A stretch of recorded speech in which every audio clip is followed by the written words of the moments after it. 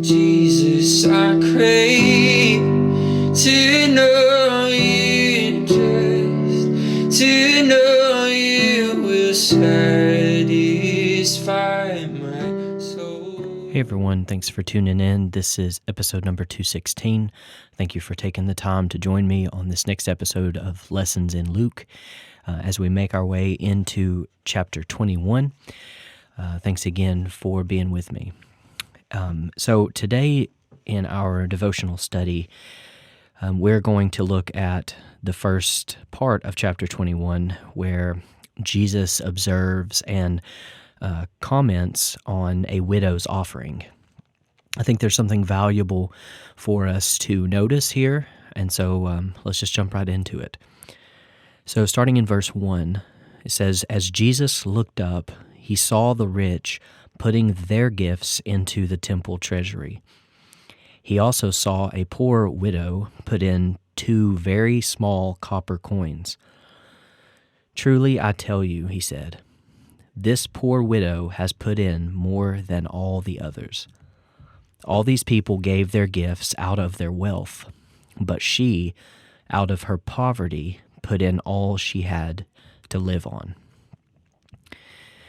So this is a very interesting observation that Jesus makes here, and it's very insightful for us because what this shows us or demonstrates for us that when Jesus makes a statement that this poor widow has put in more than all the others, well, obviously that's not true in the sense of literal, because we have all these wealthy and rich people putting in probably exponentially more than her.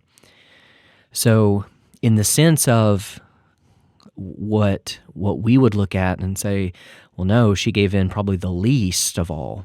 But what we're able to see here is Jesus's definition of great and a lot and his perception on these matters.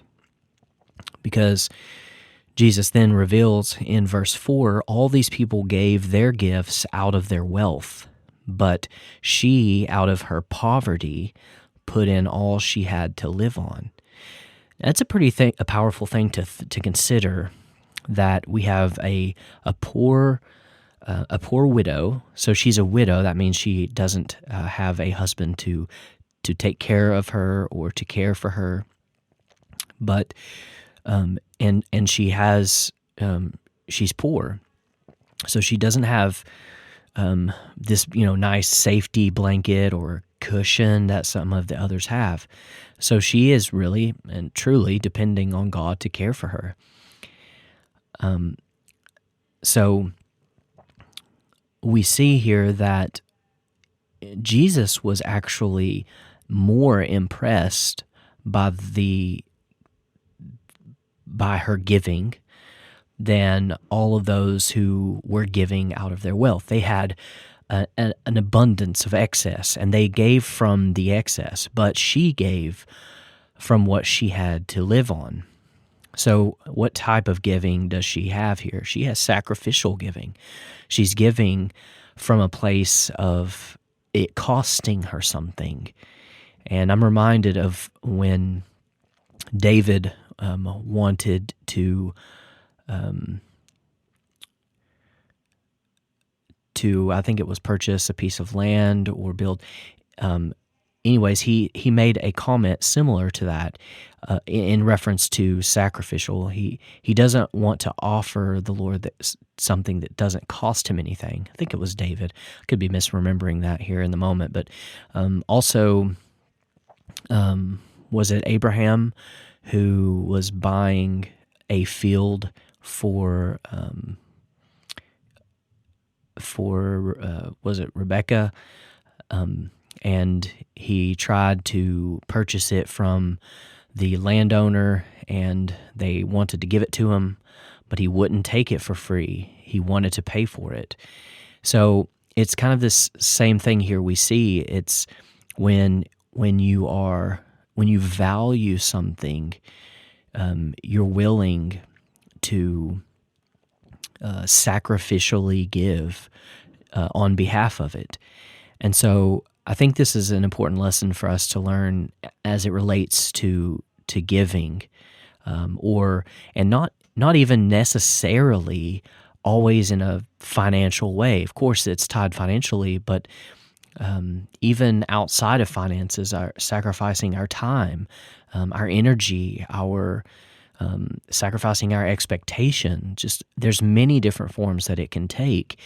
But I think Jesus is more, I'll borrow the word impressed, or he values it more importantly. I mean, I don't know if that's the right word, but I mean, he identifies that she has put in more. And so he identifies it as more substance when it comes from a place of sacrifice. So I think as we are in this holiday season and even beyond, when we offer something to the Lord, may it be something that He is impressed by, and don't think of that negatively, like we're buying His, impressing, but it's